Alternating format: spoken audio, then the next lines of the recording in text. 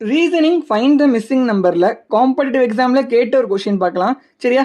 First circle பாருங்க, 5 6 2 இருக்கா? அதை எல்லாத்தையுமே ஆட் பண்ணி எழுதுங்க. என்ன கிடைக்கும்? 13 கிடைக்குமா? அதோட 2வை மல்டிப்ளை பண்ணா உங்களுக்கு 26 கிடைச்சிரும். கிடைச்சிருக்கா? அதே மாதிரி நெக்ஸ்ட் சர்க்கிளுக்கும் பண்ணுங்க.